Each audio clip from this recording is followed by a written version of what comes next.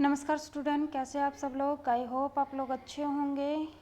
स्वागत है आपका मेरे यूट्यूब चैनल ज्योग्राफी अलर्ट में। और आज हम डिस्कस करने वाले हैं 12th क्लास का चैप्टर मानव विकास। स्टूडेंट, कुछ टेक्निकल प्रॉब्लम होने के कारण मैं वीडियो नहीं डाल पाई 12th क्लास की, तो माफ़ कीजिएगा। लेकिन अब हम रेगुलर ही रहेंगे, अपनी 12th क्लास की सीरीज़ कंप्लीट करेंगे। ये हमारी यूनिट 2 है और चैप्टर 4 है, जिसके बारे में हम आज डिस्कस करने वाले हैं अपनी वीडियो में। और वीडियो को सब्सक्राइब ज़रूर कीजिएगा, चैनल को सब्सक्राइब ज़रूर कीजिएगा। एंड मानव विकास के बारे में देखते हैं कि मानव विकास होता क्या है। मानव विकास, पहले हम टॉपिक देखते हैं वृद्धि और विकास क्या होता है बेसिकली। तो वृद्धि के बारे में देखते हैं कि वृद्धि क्या होती है। तो वृद्धि का मतलब है हमारी मात्रात्मक होती है, मूल्य निरपेक्ष होती है।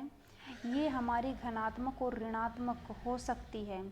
मतलब अगर इसका अर्थ हम समझते हैं तो जो हमारी वृद्धि है उसमें परिवर्तन जो होते हैं वो धनात्मक भी होते हैं। धनात्मक होते हैं तो वृद्धि को दर्शाता है, और ऋणात्मक होता है तो ह्रासमेंट को दर्शाता है। ह्रास को दर्शाता है कि कितना ह्रास हुआ है। लेकिन वृद्धि जो होती है हमारी नेगेटिव एंड पॉजिटिव दोनों होती है। विकास की बात कर अब हम डिस्कस करते हैं विकास के अर्थ के बारे में कि विकास क्या होता है। तो हमने पहले अपना ऊपर देखा है कि वृद्धि क्या होती है। तो वृद्धि जो है हमारी मात्रात्मक होती है, धनात्मक और ऋणात्मक हो सकती है। विकास के बारे में देख लेते हैं कि विकास क्या होता है। तो विकास का जो अर्थ होता है वो हमारा है गुणात्मक परिवर्तन से। मतलब वृद्धि हमारी मात्रात्मक मतलब संख्या के आधार पर हो रही थी, लेकिन हमारा विकास जो है वो गुण के आधार पर हो रहा है। इसका अर्थ देख लेते हैं। विकास तब तक नहीं होता जब तक सकारात्मक वृद्धि नहीं हो जाती। जब तक सकारात्मक वृद्धि नहीं हो जाती तब तक विकास नहीं होता, और सकारात्मक वृद्धि सदैव विकास नहीं होता। मतलब अगर सकारात्मक वृद्धि है तो ये भी नहीं है कि विकास हो रहा है। विकास उस समय होता है जब गुणवत्ता में सकारात्मक परिवर्तन होते हैं। अब हम इसको एक एग्जाम्पल के थ्रू समझते हैं। इंडियन पॉपुलेशन के अकॉर्डिंग इसको देखते हैं। अगर वृद्धि पॉपुलेशन ग्रोथ की बात करते हैं तो पॉपुलेशन ग्रोथ हमारी जो है वो नेगेटिव भी हो सकती है और पॉजिटिव भी हो सकती है। मतलब हमारी संख्या घट भी सकती है और हमारी संख्या बढ़ भी सकती है। लेकिन बात करते हैं अब हम विकास की, कि विकास क्या है। हमारी संख्या बढ़ रही है, मतलब हमारी पॉपुलेशन में ग्रोथ भी हो रही है, लेकिन एक ऐसी ग्रोथ हो रही है जिससे हमारी जो पॉपुलेशन है उनकी क्वालिटी में वृद्धि हो रही है। पॉपुलेशन की क्वालिटी में वृद्धि हो रही है तो हमें एक अच्छी पॉपुलेशन मिल रही है जो कि जिनकी क्वालिटी अच्छी है, जिनकी गुणवत्ता अच्छी है, और वो देश का विकास करने में बेहतर है। अगर हमारी पॉपुलेशन ऐसे ही बढ़ रही है, तीव्र गति से बढ़ रही है, लेकिन पॉपुलेशन में क्या है वृद्धि हो रही है लेकिन उनकी गुणवत्ता में वृद्धि नहीं हो रही, तो विकास नहीं माना जाएगा। स्टूडेंट्स, आई होप आप लोगों को ये समझ में आया होगा जो मैंने बोला है कि विकास कैसे है। मैंने आप लोगों को इंडियन पॉपुलेशन के अकॉर्डिंग बताया है। आपका एक उदाहरण यहाँ पर भी दे रखा है नगर के आधार पर, वो आप देख सकते हो। नेक्स्ट देखते हैं कि नेक्स्ट क्या है। तो ये देखते हैं कि जो विकास है, मानव विकास की बात कब की गई थी और मानव विकास में क्या बोला गया है, क्यों बोला गया है और किसने बोला बेसिकली। तो पहले जो है इनके बारे में जो बात की गई थी, मानव विकास के बारे में जो विचारधारा थी वो 80 के दशक के अंत में आई और 90 के दशक के आरंभ में इसका क्या है स्पष्ट किया गया कि मानव विकास होता क्या है। दो एशियाई अर्थशास्त्री थे, महबूब अल हक जो कि पाकिस्तान से बिलोंग करते थे, अमर्त्य सेन जो कि भारत से बिलोंग करते थे। नोबल पुरस्कार विजेता थे, ये नोबल पुरस्कार इनको मिला हुआ था अमर्त्य सेन को। तो इन्होंने क्या बोला कि विकास के बारे में, पहले हम डॉक्टर महबूब अल हक के बारे में देख लेते हैं कि उन्होंने क्या बोला। तो उन्होंने बोला कि उन्होंने अपनी मानव विकास की अवधारणा दी। बेस ये इम्पोर्टेंट क्वेश्चन है कि मानव विकास की अवधारणा किसने दी, तो वो किसने दी है, प्रोफेसर आपके डॉक्टर महबूब अल हक के द्वारा दी गई है। और उन्होंने विकास को क्या माना है ये भी जानना ज़रूरी है। तो उन्होंने विकास को क्या बोला है कि विकास के रूप में किया जो लोगों के विकल्पों में वृद्धि करता है। उन्होंने विकास को कहा कि जो लोगों के विकल्पों में वृद्धि करता है, उनके जीवन में सुधार करता है। इस अवधारणा के सभी प्रकार का जो केंद्र बिंदु उन्होंने माना, वो माना मनुष्य को। वे स्थिर नहीं हैं, परिवर्तनशील होते रहते हैं, उनमें परिवर्तन होता रहता है। दिशाओं को उत्पन्न, मूल जो उद्देश्य है उनकी दिशाओं को उत्पन्न करना और लोगों के सार्थक जीवन जीने की वो हमेशा बात करते थे। कौन? महबूब अल हक बात करते थे। उनके अकॉर्डिंग जो था डेवलपमेंट ये था। फिर उन्होंने आगे बोला कि सार्थक जीवन जीना केवल लंबी नहीं होता, मतलब लंबा नहीं होता। हम सार्थक जीवन जी रहे हैं, लंबी आयु जी रहे हैं, वो सिर्फ क्या है, सार्थक जीवन नहीं कहलाता। जीवन का कोई उद्देश्य भी होना आवश्यक होता है। इसका अर्थ है कि लोगों को स्वस्थ हो, लोग स्वस्थ हो, अपने विवेक और बुद्धि का विकास कर सके और वे समाज में प्रतिभागिता कर सकें और अपने उद्देश्यों को पूरा करने में स्वतंत्र हो। उनका मानना ये था, दीर्घ स्वस्थ जीवन जीना, ज्ञान प्राप्त कर पाना तथा ज्ञान प्राप्त कर पाना। और देख लेते हैं और उन्होंने क्या बोला। बिल्कुल बहुत ही अच्छे प्रोफेसर थे। उन्होंने बहुत सटीक विकास का अवधारणा दी।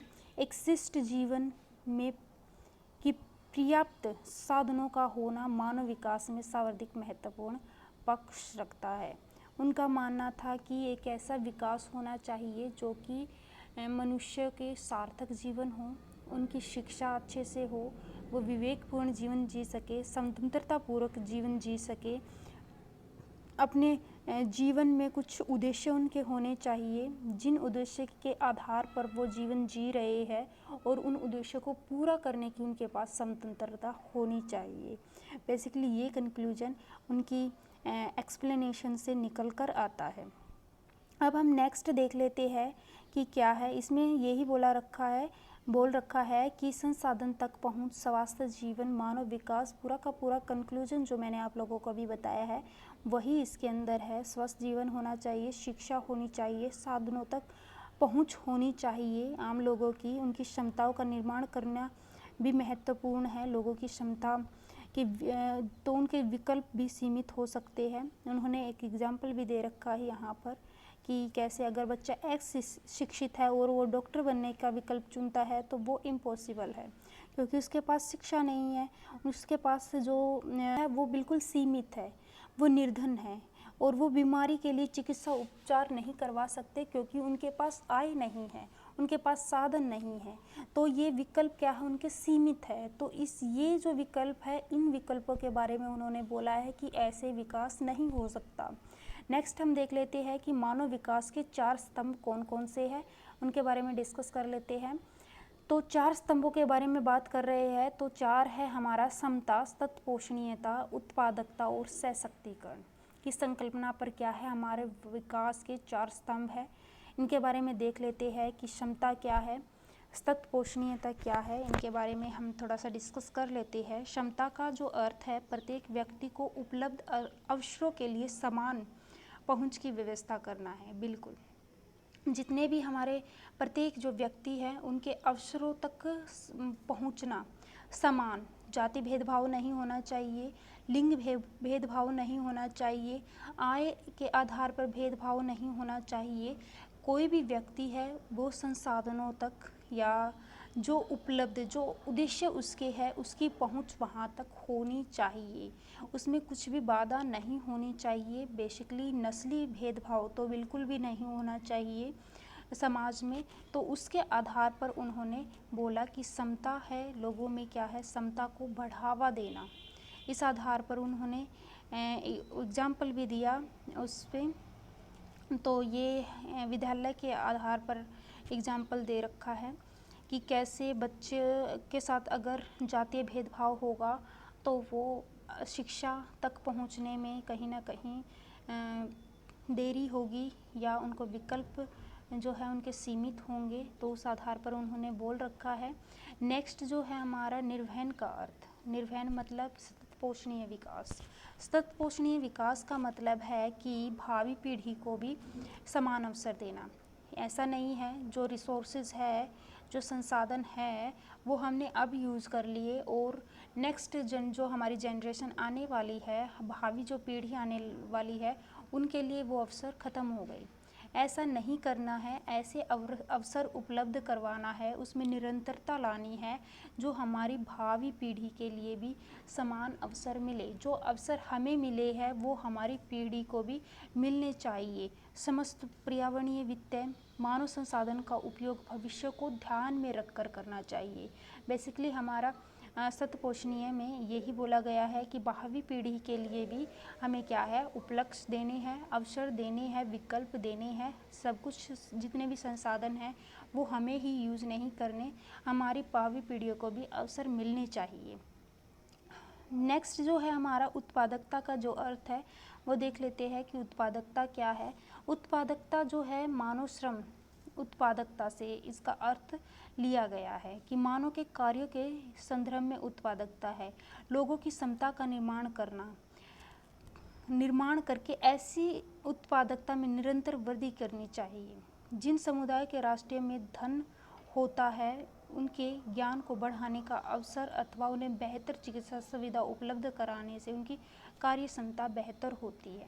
उत्पादकता बढ़ेगी तभी धन आएगा, चिकित्सा आएगी, तो कहीं ना कहीं ये एक दूसरे से जुड़े हुए हैं। नेक्स्ट हम देख लेते हैं कि नेक्स्ट क्या है। सशक्तिकरण का अर्थ क्या होता है कि अपने विकल्प चुनने की शक्ति प्राप्त होनी चाहिए।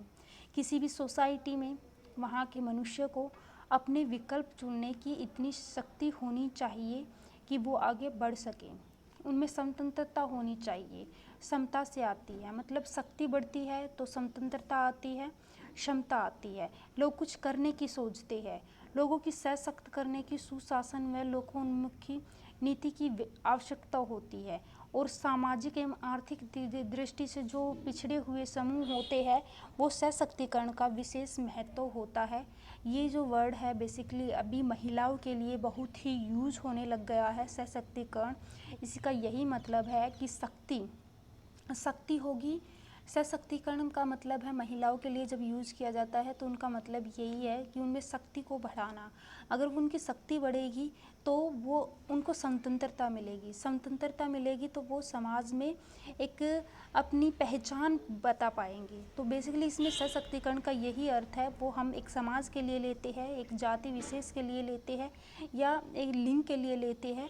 तो सशक्तिकरण हमारा ये है कि स्वतंत्रता बढ़ती है, क्षमता बढ़ती है, शक्ति बढ़ती है समाज में और उनका आर्थिक पिछड़ेपन से वो दूर होते हैं और एक समाज में या एक देश में या विश्व में उनकी पहचान होती है।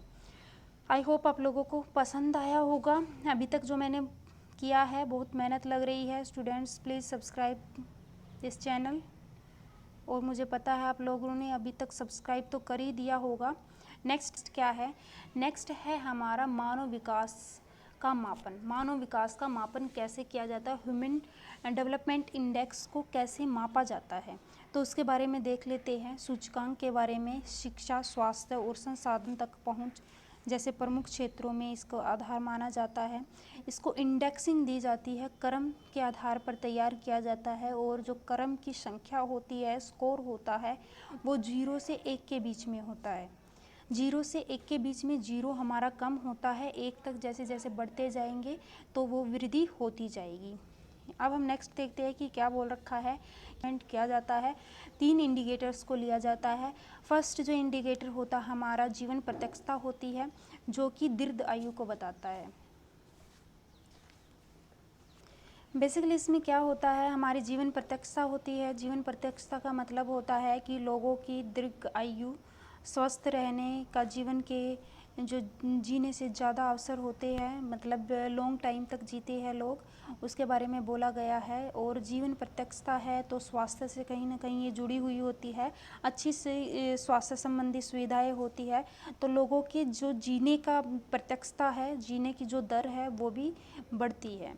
नेक्स्ट जो है हमारा प्रौढ़ शिक्षा या लिटरेसी बोल सकते हैं, एजुकेशन बोल सकते हैं। उसमें हमारा क्या है कि जो हमारी पॉपुलेशन है किसी भी देश की, वो पढ़ और लिख सकने में की संख्या में उनके नामांकित जितने बच्चे हैं विद्यालयों में उनकी संख्या को दर्शाता है कि कितने बच्चे पढ़ सकते हैं, लिख सकते हैं, उनके बारे में बताता है। हमारा एजुकेशन या लिटरेसी।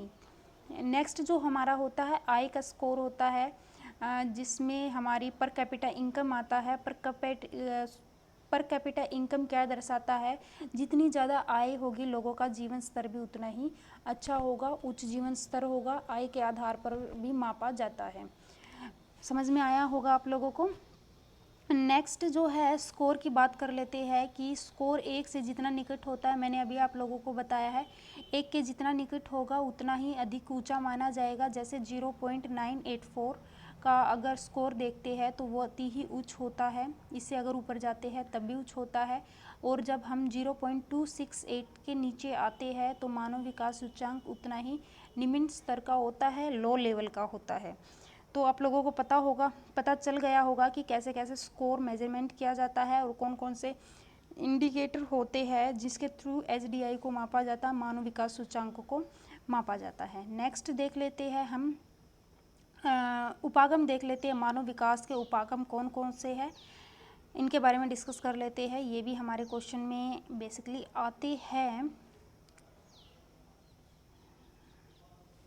ये भी हमारे क्वेश्चन में आते हैं। आय उपागम होता है हमारा फर्स्ट, उसमें क्या होता है कि जो है अभी जो मैंने ऊपर बताया था आप लोगों को वही है कि मानव विकास के सबसे पुराने उपागमों से एक है। मानव विकास को आय के साथ जोड़कर देखा जाता है। आय के साथ आय का स्तर जितना ऊंचा होगा मानव का विकास का स्तर भी उतना ही ऊंचा होगा। तो ये हमारा आय उपागम है, इनकम अप्रोच है जो हमें दे रखी है। फिर हमारी है कल्याण उपागम, वेलफेयर अप्रोच। इसमें क्या है, समाज के कल्याण को देखा जाता है कि कितना कल्याण हो रहा है, सरकार के द्वारा कितना कल्याण के लिए व्यय किया जा रहा है, निवेश किया जा रहा है, उस चीज़ के बारे में देखा जाता है। देख लेते हैं कि क्या है यह उपागम। मानव को लाभार्थी, अभी जो मैंने बताया है कि मानव को लाभार्थी और विकासात्मक गतिविधियों के लक्ष्य के रूप में देखता है। इस उपागम में शिक्षा, स्वास्थ्य, सामाजिक सुरक्षा, सुख साधन पर उच्चतर सरकारी व्यय को देखा जाता है कि सरकार कितना मतलब कल्याण के लिए अधिकतम व्यय कर रही है और मानव विकास के स्तरों में वृद्धि के लिए कितनी जिम्मेदार है, उस चीज़ के बारे में हमारा कल्याण उपागम में देखा जाता है।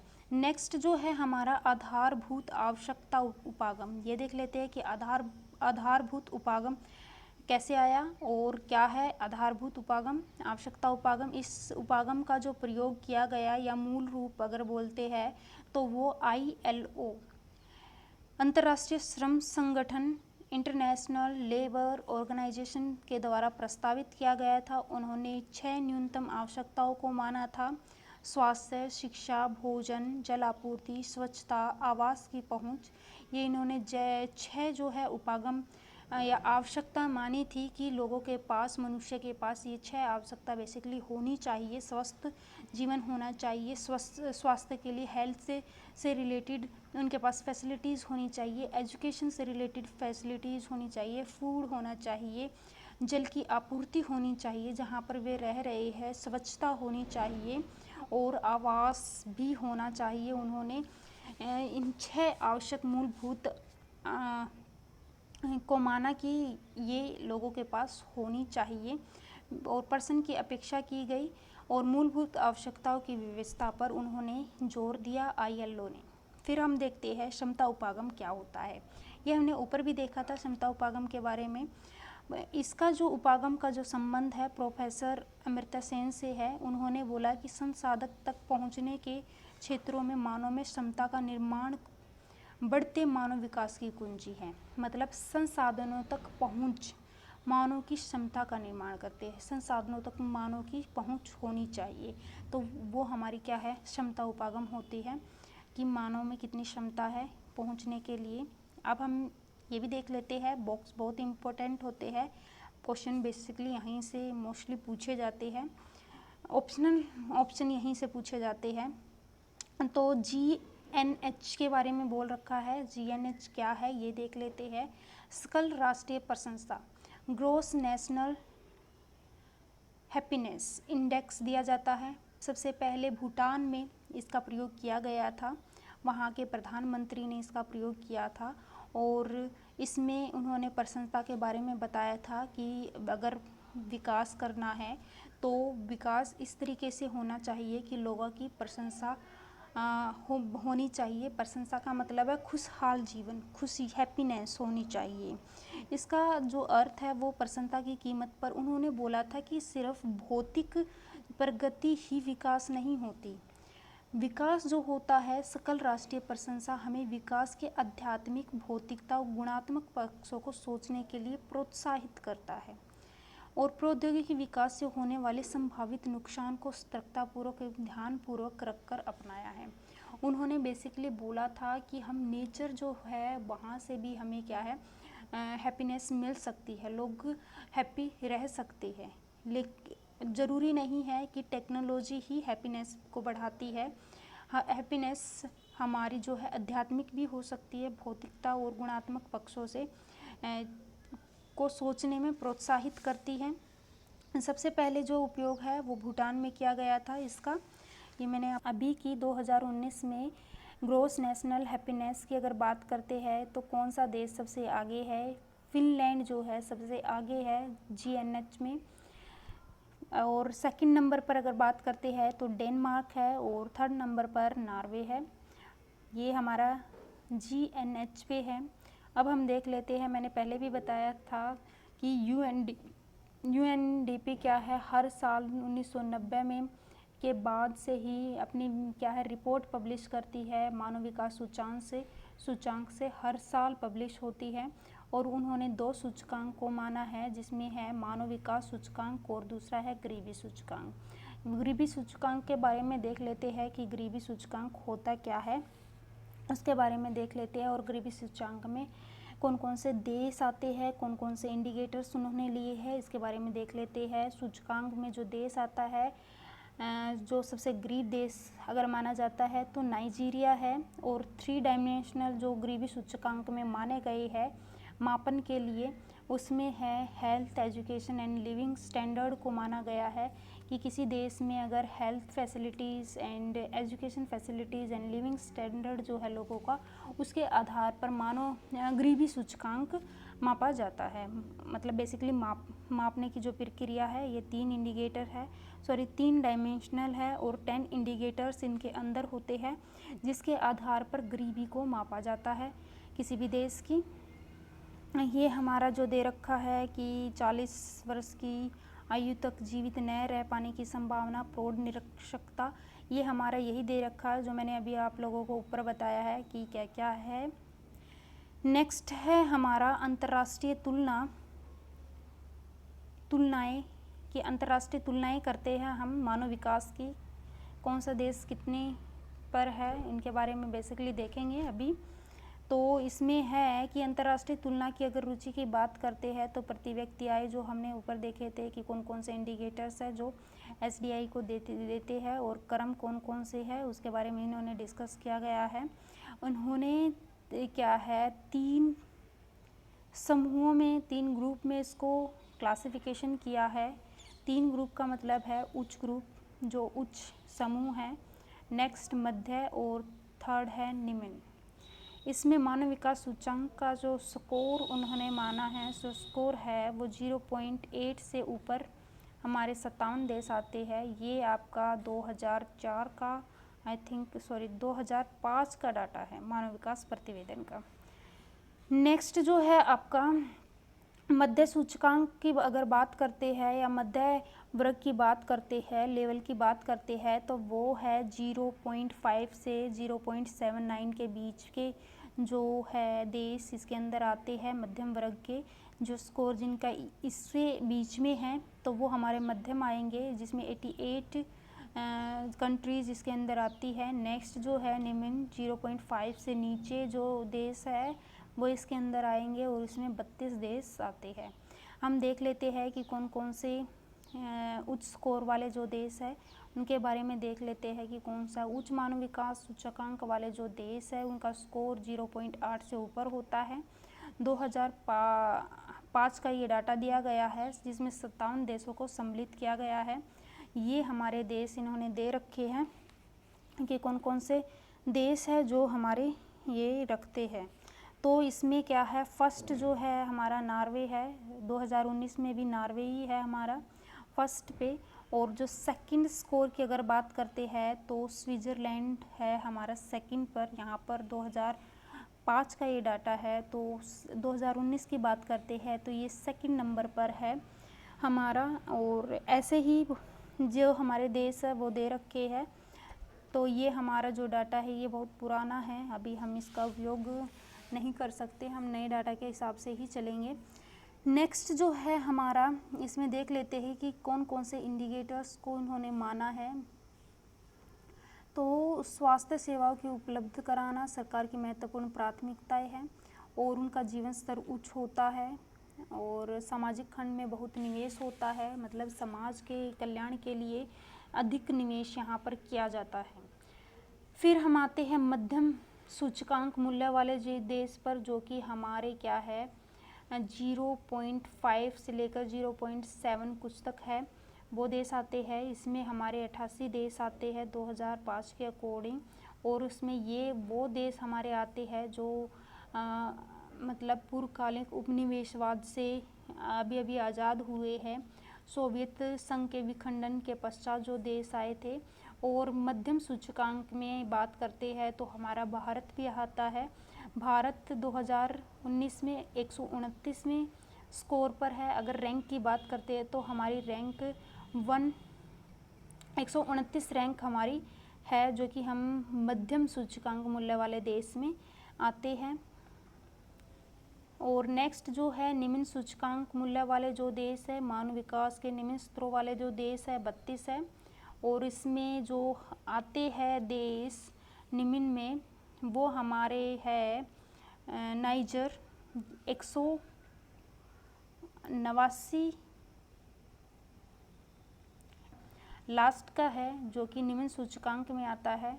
और ये जो है अभी तक इतने 2019 की अगर बात की जाए तो हमारे इतने जो है 189 जो देश है उनमें से रैंक दी गई है। मानव विकास सूचकांक में भारत का स्थान 125 के बाद पीछे हटने के क्या कारण थे, आप मुझे कमेंट्स में लिखकर बताइएगा। तो जो ये देश है जिनमें निम्न सूचकांक है, इनके कारण क्या है, यहाँ पर राजनीतिक उपद्रव होते हैं, गृह युद्ध होते हैं, और सामाजिक अस्थिरता है, अकाल बीमारी, और यहाँ पर सैन्य सुरक्षा पर ज़्यादा खर्च किया जाता है। बेसिकली हमारे देश में भी सैन्य सुरक्षा पर ज़्यादा खर्च किया जाता है। अगर यही खर्च हम मानव कल्याण के लिए करते हैं तो हमारा जो देश है वो हमारा सैन्य सुरक्षा पर इतना व्यय हो रहा है, इतना ही व्यय मानव कल्याण के लिए होता है, तो हम जल्दी ही जो उच्च स्तर का स्कोर है उनमें आ जाएंगे। हमारे देश में वृद्धि होगी, मानव विकास के कल्याण के लिए निवेश किया जाएगा, तो हम कहीं ना कहीं हमारे स्कोर में वृद्धि होगी और हमारा मानव विकास सूचकांक भी बढ़ेगा। तो क्या करें, हमारी सैन्य सुरक्षा जो है पर इतना ज़्यादा निवेश किया जाता है और उसका कारण भी है, हम चारों तरफ से इस तरीके से घिरे हुए हैं, जहाँ पर कहीं पर आतंकवाद जैसी समस्याएं हैं, तो कहीं पर विस्तारवादी जो है विचारधाराएं वाले जो देश है वो कहीं ना कहीं परेशान करते हैं। तो इस वजह से हमें अपनी सैन्य सुरक्षा पर भी निवेश करना पड़ता है, और ये एक बहुत ही बुरा है हमारे देश के लिए। अब आप लोगों को क्या करना है, वीडियो को सब्सक्राइब भी करना है, और ये जो मैंने क्वेश्चन आपका होमवर्क अगर बोल सकती हूँ होमवर्क, क्योंकि मैंने आप लोगों को पूरा चैप्टर करवाया है, तो आप लोगों को क्या करना है, ये पूरे के पूरे 3 जो क्वेश्चन हैं ऑप्शनल, इसको कमेंट्स बॉक्स में बताना है कि इनके आंसर क्या है। Okay students, bye bye. Subscribe this video, subscribe करना ना भूलिएगा, ये ज़रूर करना है आप लोगों को। और बाय बाय, टेक केयर। ऐसे ही देखते रहिए वीडियो और हंसते रहिए, मुस्कुराते रहिए। बाय।